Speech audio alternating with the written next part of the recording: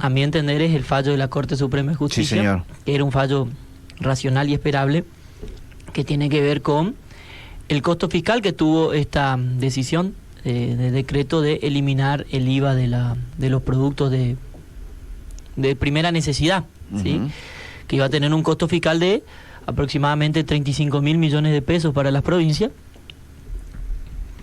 Y es difícil, digamos, que en agosto a las provincias le dejen sin 35.000 millones de pesos, teniendo en cuenta que las provincias tienen obligaciones que tienen que ver con el pago de sueldo, que tienen que ver con el pago del aguinaldo, con mantener la educación pública, la salud pública.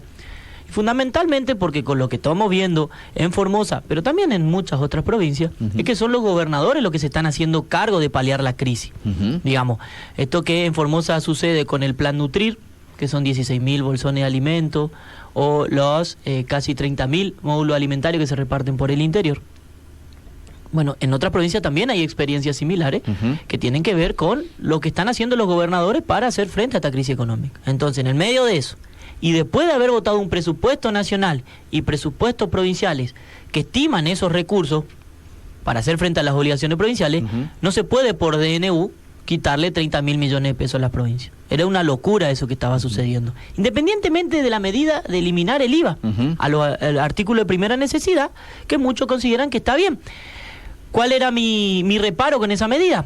Si vos no controlás a las empresas que venden alimentos, esa eliminación de IVA no se va a ver en el bolsillo de la gente, que es lo que sucedió. No se vio. De hecho, no se vio. Nosotros como consumidores decíamos, vos encontrás, bueno, nosotros hicimos un seguimiento cuando se anunció esta medida después de las elecciones, Adrián, que le iban a sacar el costo, el 15%, que le iban a sacar el IVA, los productos, todo. Nosotros hicimos ese día un relevamiento de precios.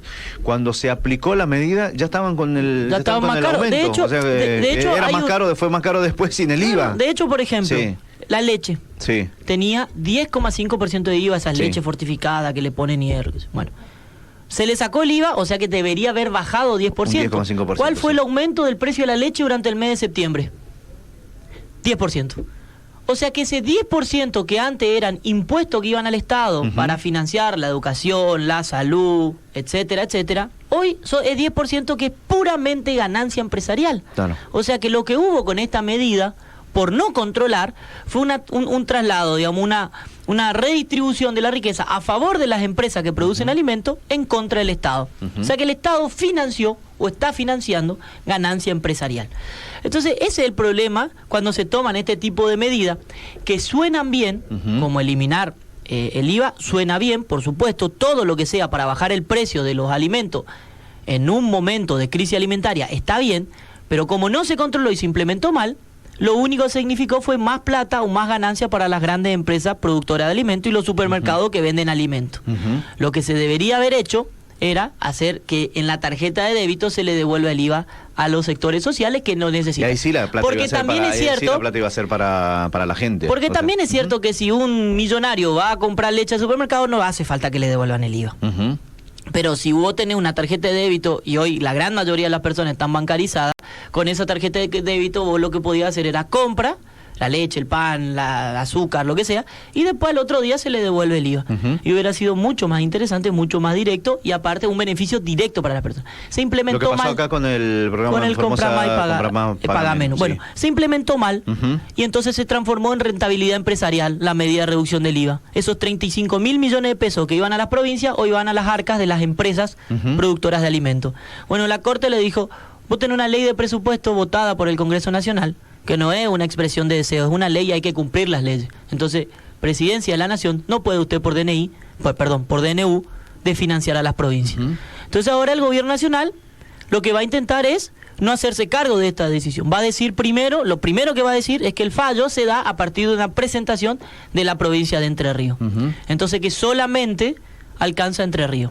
Por supuesto, eso es un absurdo porque todas las provincias... ayer ya lo confirmó la fiscal de tienen Estado. La misma legitimidad que Entre Ríos. Ayer la fiscal de Estado salió por la radio, acá la doctora Zavala, y explicó bien. Dice que de las 15 provincias que se presentaron, por sorteo salió el caso de Entre Ríos, pero que la provincia de Formosa, o sea, y después iba a ser el fallo, eso iba a ser aplicable al resto. Supuesto.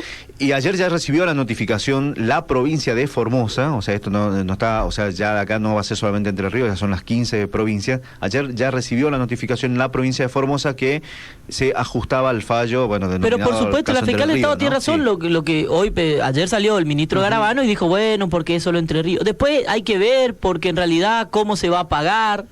Probablemente sea un problema del gobierno que viene, dijo el ministro Garabano. O sea, el ministro de Justicia de la Nación hoy lo que está diciendo, adelantando, es que lo que va a hacer el gobierno nacional de Mauricio Macri es patear para que el próximo presidente se haga cargo de esto y las provincias acumulen deuda contra Nación. Entonces, digamos, lo que seguimos viendo es un gobierno nacional que prácticamente sigue estando ausente de estos problemas cotidianos. Y si me preguntan a mí, que no tengo número fino, que no soy parte del gabinete, apenas un ciudadano con algún estudio de economía, ¿saben de dónde pueden sacar la plata? De los intereses de la LELIC. Los intereses de la LELIC pagan 1.700 millones de pesos por día, solo de intereses. O sea que con 20 días de intereses se soluciona el problema. Con 10 días de intereses le pagamos los medicamentos gratuitos a todos los jubilados. Y con 20 días de intereses tenemos alimentos sin IVA para toda la Argentina. O sea, con un mes de LELIC podemos tener alimentos sin IVA y remedio para todos los jubilados de la Argentina de manera gratuita. Lo que faltan acá son prioridades, que es lo que el gobierno nacional no tiene. No va a desmantelar la bicicleta financiera que armó hace 4 años y que le fue rentable a los amigos del poder económico y del poder ejecutivo nacional actual. Entonces eso es lo que está pasando. Pero yo creo que ese es, digamos, la principal noticia. Una medida que no tuvo ningún tipo de beneficio para la gente, porque lo que generó fue un aumento del precio del producto y un aumento de la rentabilidad empresarial. Y hoy una Corte Suprema de Justicia que con buen criterio dice, ustedes no pueden desfinanciar a la provincia de un día para el otro con un DNU. Claro, yo quería explicar 2 cositas y más un poquito del aspecto legal. ¿Y por qué? Porque me enfoco en lo que decía hoy el ministro de Justicia, Garabano, porque a veces... y además porque yo pienso que el gobierno nacional, en la persona de Mauricio Macri, no puede desconocer aspectos legales y técnicos. De hecho, dentro del Gabinete del Ejecutivo Nacional hay un área de legal y técnica por donde deben estudiarse todas y cada una de las decisiones que se toman, recordemos, para conducir los destinos de un país. Entonces me cuesta creer que esto de la quita del IVA, entre comillas, o esto que hizo, es un mamarracho judicial en realidad y que iba a prosperar. Yo creo que lo hizo más con uso discrecional que tiene de los DNU, que además abusó de ellos. ¿Y por qué digo esto? Fíjate vos los fundamentos de la Corte Suprema de Justicia. ¿Qué hizo Macri con esta disposición? Violentó la Ley de Procedimiento Administrativo y la Constitución Nacional y además también utilizó arbitrariamente los principios de legalidad y hay una ley a nivel nacional donde prohíbe modificar cualquier tipo de tributo. No se puede hacer decreto en materia penal, electoral y tributaria en la Argentina. Exactamente, sin consensuarlo, sin que pase por los carriles correspondientes, y en este caso son el Congreso Nacional. Entonces, lo que uno se pregunta, ¿no sabe esto? No, lo que pasa es que, Roxana, vos acordate que Mauricio Macri el lunes a la tarde, después de que se despertó, estaba muy enojado con los argentinos y llevó el dólar a 60 pesos. Y nos echó la culpa a los argentinos de que votamos porque estábamos podridos, digamos, de sacrificarnos para que sus amigos se lleven la plata a los paraísos fiscales. Entonces se enojó con nosotros. Entonces después, el martes le dijeron, no podés hacer esto. Y entonces el miércoles saca una medida de esto, digamos, el IMO y no IVA, le doy 5.000 pesos por única vez a la fuerza de seguridad, etcétera. Y yo creo que lo que intentó fue de un manotazo de ahogado, que vuelvo a decir, a mí no me parece mal que pensemos realmente en una reforma impositiva que incluya reducir el IVA de los alimentos de primera necesidad. Me parece que en un país que produce comida se podría pensar eso. Ahora, lo que hay que hacerlo es en consenso con toda la fuerza política y fundamentalmente con los gobernadores. Porque vuelvo a repetir, son hoy los gobernadores los que se están haciendo cargo de la crisis económica. Digamos, y los gobiernos locales, los intendentes, digamos, es una realidad. Y muchísimas organizaciones sociales también, muchas familias muy solidarias que se están... O sea, esto hay una red de contención social que no viene del gobierno nacional, viene del gobierno provincial, de los gobiernos provinciales, de los intendentes, de organizaciones sociales, de un poco la misma gente que solidariamente se está dando cuenta que la gente la está pasando mal. Entonces, si era urgente, Mauricio Macri, en calidad de presidente, hubiera llamado a los gobernadores y hubiera dicho, muchachos, ¿qué hacemos? Y ahí los gobernadores hubieran dicho, bueno, miren, nuestras posibilidades son estas, nuestros esquemas son estos, nosotros tenemos esta idea, y hubieran consensuado. Porque todos, absolutamente todos los gobernadores, están preocupados por la situación en sus provincias, son los principales preocupados por la situación en su provincia, porque ellos son los que se tienen que quedar en la provincia. Mauricio Macri termina y ya se irá, no sé, el hijo se iba ya a dar clase en una universidad del exterior, no sé qué va a hacer él, va a ser vicepresidente de Boca, no sé qué va a hacer, pero los gobernadores se van a quedar. Claro. Y están preocupados por llevar paz social a su provincia. Entonces había que llamarlo y consensuar. Así como se consensuó otras veces, digamos. Lo que pasa es que este es un gobierno nacional que no cumplió ningún acuerdo con los gobernadores. Entonces también ha perdido mucha credibilidad. ¿Por qué? Lo que no puede decir este gobierno nacional es que en su primer año de mandato ha tenido, digamos, las posibilidades de aplicar las reformas que pidió. Digamos, esta ley de pago, cuando él pidió una serie de reformas y aprobó, esa reforma, el Congreso aprobó todo. Y aún muchos gobernadores dijeron, esto no va a funcionar, pero para que no nos tilden de que no dejamos gobernar, que, bueno, listo, nosotros aceptamos que Mauricio Macri ganó el balotaje por 51% y vamos a darle la herramienta que él considera como presidente necesaria. Y fue un desastre. Después, 2 años después, cuando ya empezó a hacer cualquier cosa en términos de bicicleta financiera, claro, los gobernadores dijeron, no, basta, claro, ya no tenés changüí, pero al principio sí hubo. Ahora, en el medio se consensuó la devolución del IVA, los 15% retrotraídos, se consensuaron un montón de cosas. El problema es que el gobierno nacional no cumplió nada. Formosa, por ejemplo, no dijeron que iban a hacer la autopista de acá a Tatané, y hace poco inauguraron 16 kilómetros de un solo lado. El acueducto, no. El gasoducto, no, paralizaron la obra del gasoducto, ni empezaron la obra del acueducto. ¿Cuándo se aplicó esta medida? Si las elecciones fueron el 11, habrá sido el 13, 15 por ahí, ¿no? El jueves viernes salió el desde decreto. ese día, porque el tema de la coparticipación es por goteo, o sea, todos los días entra plata por día. Desde ese día hasta ayer, por lo menos, Formosa perdió plata. Pero hay que ver ahora cómo sigue la parte técnica. Ya viene perdiendo plata hace mucho. Digo por ese tema. Por ese tema más plata por ese aún. tema. Sí, por ese pero tema. después es mucho el tiempo que pasó. Pero a eso se le agrega, por ejemplo, ayer salió el dato de la recaudación. Sí. 47% interanual. Y uno dice, es más plata. Claro, pero la inflación es del 55%. Sí. O sea que está 8% por debajo de inflación la recaudación. O sea, la coparticipación hoy tiene 8% menos de poder de compra que hace un año.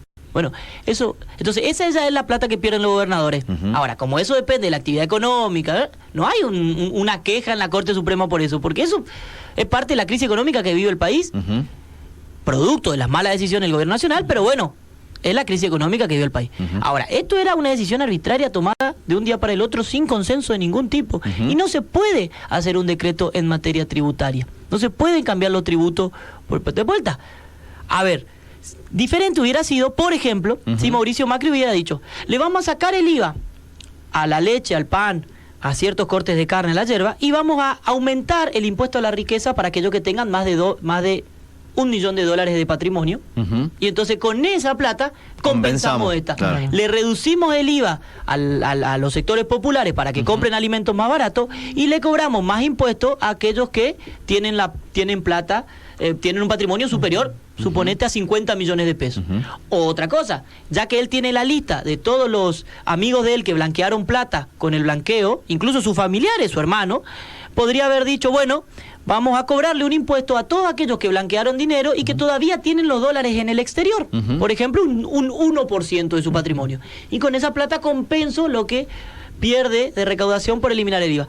Eso es una reforma progresiva a favor de los sectores populares, pero no fue así. No hubo una política de compensación apuntalada, un impuesto a los bancos. Los bancos ganaron 450.000 millones de pesos desde que subió Mauricio Macri. 450.000 millones de pesos. 10%. Eran 45.000 millones de pesos. Ya compensamos todo el IVA. Claro. Hay forma de compensar, pero hay que tener decisión política de cobrarle impuesto a lo que más tienen y redistribuirlo a favor de lo que menos tienen. Una decisión política que Macri no está dispuesto a tomar. Che, Adrián, y la última consulta, porque después de esto, obviamente la gente se preocupa, pero ¿va a alcanzar? ¿La provincia está bien, digo, económicamente? ¿Le va a alcanzar para pagar lo que prometió, el tema de los bonos y todo lo demás? La provincia ha demostrado en los últimos...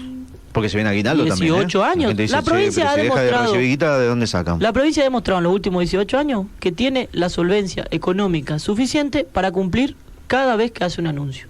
Cuando dijo bono, pagó bono. Cuando dijo sueldo del último día hábil, sueldo del último día hábil.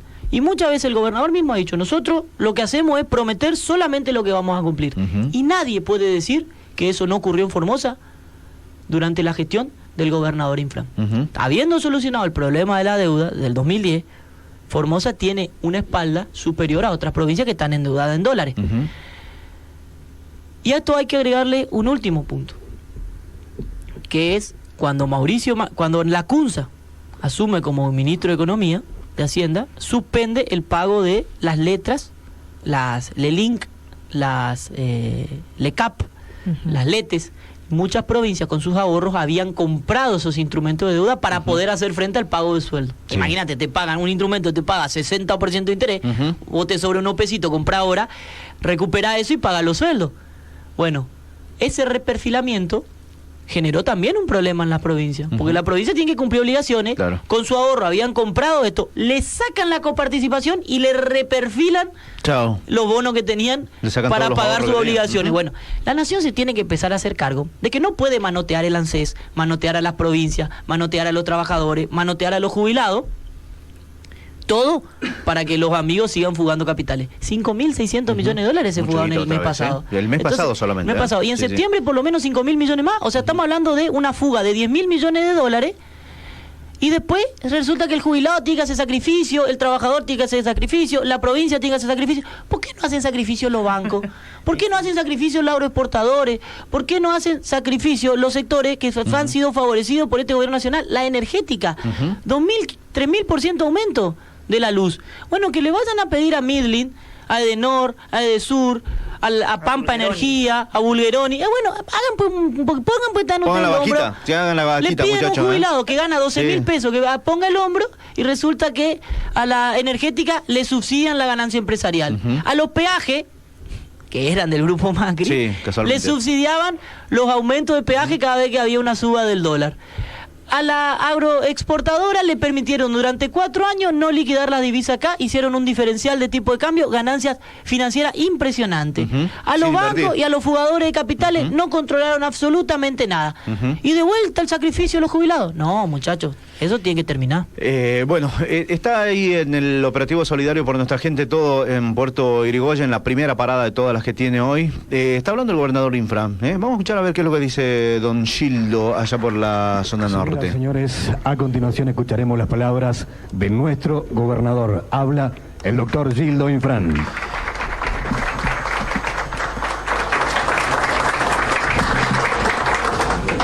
Buenos días a todos y a todas. Y a ustedes, queridos niños, ¿cómo están? Qué bueno. Qué alegría. Vine a visitarlo, a ustedes fundamentalmente. Bueno, después de escucharle a Michelle, después de escucharle al director, a Blogio, la verdad que Puerto Irigoyen tuvo un protagonismo muy importante en un momento de la historia. Estuve leyendo que decían que el primer asentamiento fue en, no sé si es Pescado Negro o Sombrero Negro. Bueno, Pescado Negro. Y fue por allá por 1914. Me acuerdo porque tienen la misma edad de mi escuela.